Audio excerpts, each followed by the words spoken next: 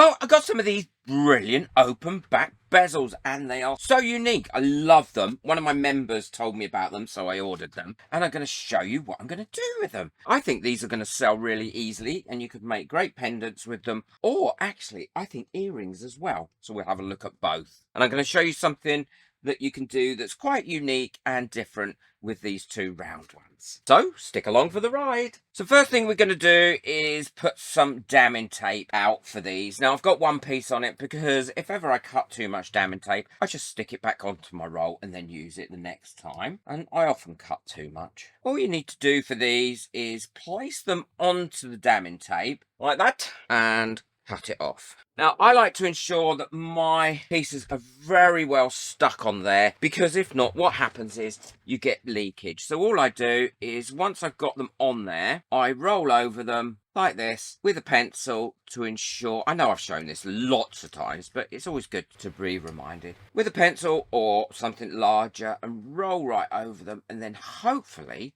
that way they're all nice and stuck where they should be.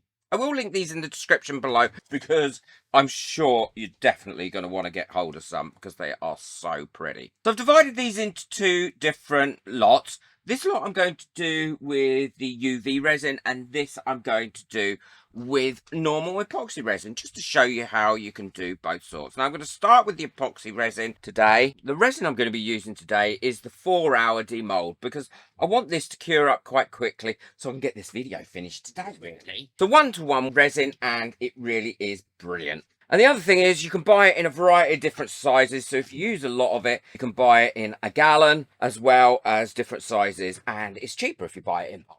I've got all my colours mixed up. And for the epoxy resin ones, I'm using glitter and a mica powder, a white mica powder base. And how I'm going to do these ones is in 3 stages. It's a little fiddly, but you know what? I sometimes like fiddly anyway. So I'm going to take a bit of the coloured glitters and just dot them into the areas that I want to dot them. I'm going to try and make these a pair. So I'm going to try and have similar colours in the same area. And all I'm using for this is one of the little micro brushes with the brush taken off the end. And that works brilliantly. Give your tip a little bit of a wipe once you've done that and then you can move over to another colour. That way you can get quite precise dots in wherever you want them. Try not to get your hand stuck to the damming tape. Now I'm doing this today on my little honeycomb doming mat and the reason is because my silicone mat seems to have developed a little crinkle and I want a nice flat surface. I will link everything that I used today in the description below so don't worry, you will be able to get hold of it.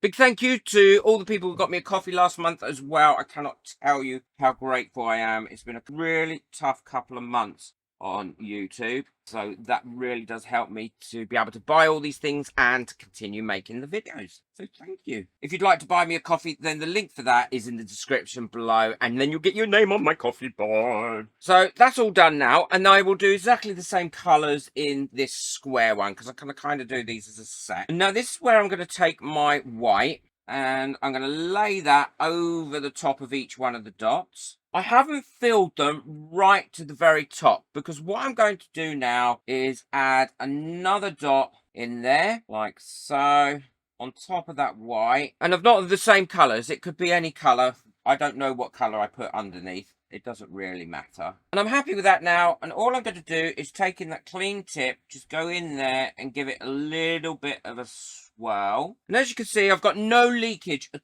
all in my bezels. And that is because I make sure I prep them really well to start with. That way you don't get any leakage. So I'm happy with that. I'm going to finish those off and then I'll get on to the UV resin. Thank you to Xtool F1 for sponsoring this video. This is definitely the crafter's laser. Look at this. You can actually engrave on slate tiles using their own program, which is so easy to use, by the way. Look how beautiful they came out. As well as that, you can also engrave on resin, which is going to be a big game changer for me at craft fairs. Look at that. How lovely has that come out? You can personalize things as well as make them look unique. Also on metal, it does a brilliant job. Steve's pen, of course. As well as it can cut, score, and also, like I said, engrave. Now you can add a name to the bottom of something that you've already cut and have these already cut out at crafts fairs and then personalize them. This is the actual score and it really gives great detail.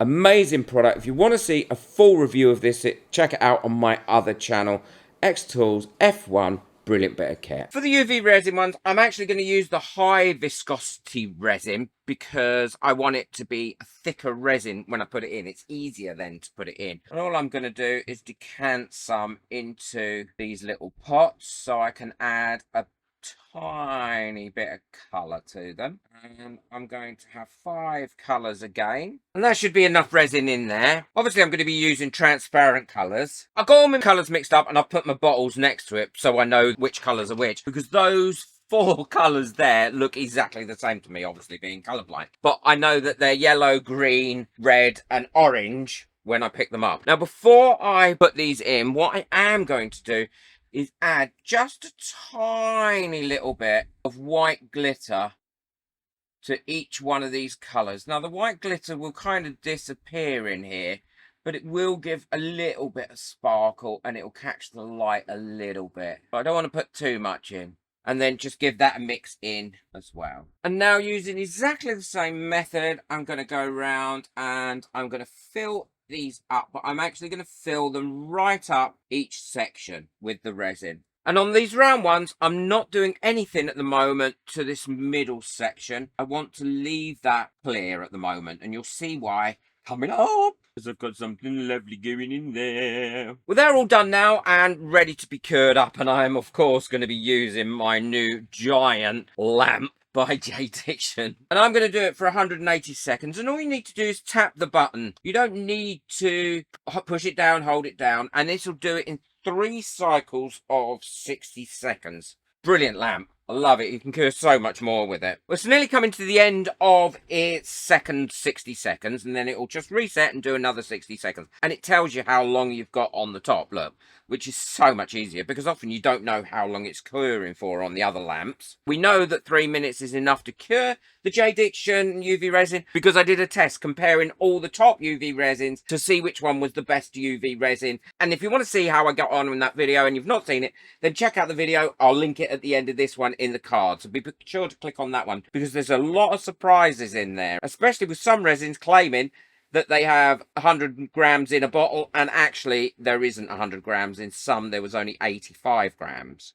So that should all be cured now. We can test that by using just a little stick. Yep, and that feels lovely and cured. Is it sticky? No, it's not at all sticky. So we can now take the backing tape off those, and I can show you what I'm going to do next. What I'm also going to do, actually I forgot to say, is I'm going to blast these for 1 second through the back because I've put colour in these. And as a result, I want to make sure that they are very well cured up. So all I'm going to do is blast them through the back like this for a minute. I've got that set on a minute before I turned it on, so I know exactly when a minute is up. Look how pretty they are looking at the moment with those transparent colours. And now that's done, I can take the tape off. And be gentle when you're taking the tape off as well. Pull it slowly, because that way you will... That wasn't a spill out either. That was where I inadvertently dropped a dot because I had a bit of a shakes come on. So if you take the tape off gently, then you shouldn't have any of that sticky residue left over